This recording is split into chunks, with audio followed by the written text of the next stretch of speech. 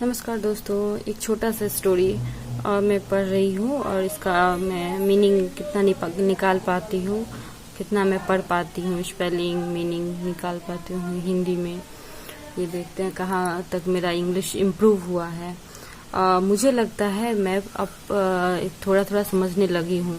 पहले मैं वीडियोस देख के मुझे उतना समझ में नहीं आता था। पहले आता था लेकिन पूरा स्टोरी का हिंदी मतलब नहीं निकाल पाती थी, कुछ कुछ का निकाल पाती थी। लेकिन अभी एक दो प्रॉब्लम होता है, नया नया वर्ड जो रहता है उसका मैं नहीं समझ पाती, लेकिन उसका भी बाद में पता चल जाता है। और अभी एक लाइन में हिंदी का ट्रांसलेशन कर पाती हूँ। ये प्रैक्टिस मैं कर रही हूँ, देखती हूँ इसका भी कितना कर पाती हूँ मैं। The miser and his gold. Miser means कंजूस, यहाँ पर मैं लिख भी दी थी कंजूस, पेंसिल टूट भी गया है थोड़ा। एंड हीज गोल्ड, उसका, हीज मतलब उसका, गोल्ड मतलब होता है सोना।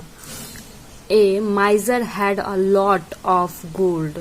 एक कंजूस के पास क्या था? हैड अ बहुत मतलब सोना था, बहुत सोना था, बहुत सारा सोना था। लॉट बहुत सारा सोना था। इंस्टेड मतलब होता है बजाय, किसी के बजाय। Instead of spending it, spending मतलब कहीं पे इसको खर्चा करना, कहीं पे देना, कहीं पे इसको लगाना, स्पेंड करना। स्पेंडिंग इट, खर्चा करने के बजाय, खर्चा करने के, ऑफ मतलब के बजाय। हाइड मतलब होता है छिपाना, और इसका सेकेंड फॉर्म है तो हीड हो गया। It in the garden and counted the money every day. He hide वह छुपाया था या छुपा कर रखा था। द गार्डन किसमें? गार्डन में, अपने बगीचे में। And counted his money every day, और रोज प्रतिदिन अपनी द मनी, प्रतिदिन वो जो मनी था, गोल्ड था, उसको वो काउंट करता था, गिनता था। वंस एक बार अ थिप नोटिस्ड द गोल्ड, एक चोर ने नोटिस किया उसको, मतलब उसको पता चल गया, नजर चल गई किस पर? सोने पर, गोल्ड पर। ही डग उसने गड्ढा खोदा। ही डग अप, उसने गड्ढा खोदा।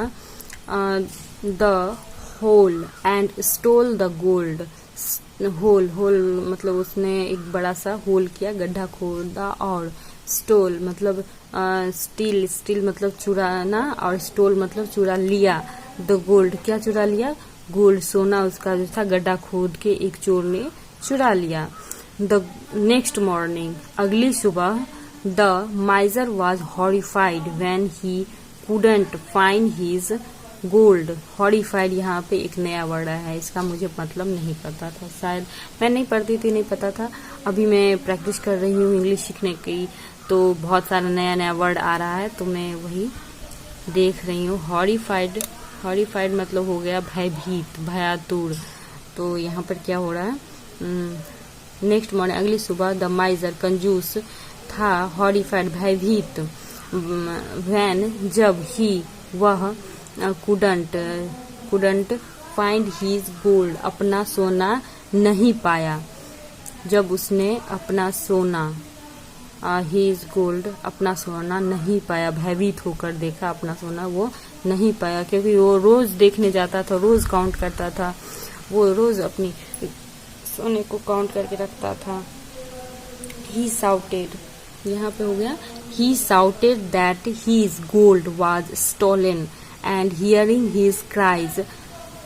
ही साउटेड, वह चिल्लाया।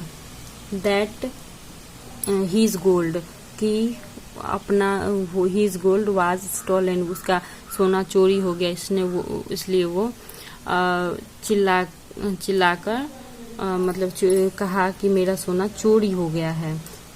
हियरिंग हिज क्राइज, इसे यह सुनकर हीज क्राइज यह चिल्लाना सुनकर his neighbours rushed to the garden.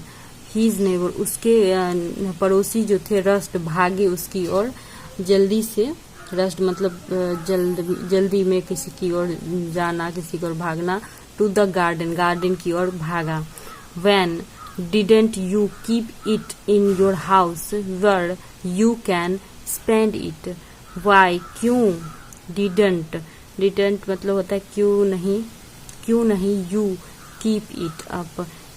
keep मतलब होता है रखना, it यह, in मतलब में, your अपना, house अपने घर, where जब, you can spend it you can जब तुम इसे खर्च कर सकते थे, अपने घर में रखते और इसे खर्च भी कर सकते।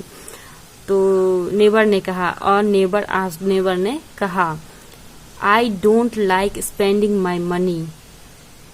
ही रिप्लाइड एंग्रीली। किसने रिप्लाई दिया? वह रिप्लाई दिया एंग्रीली, गुस्से में दिया, जवाब दिया गुस्से में।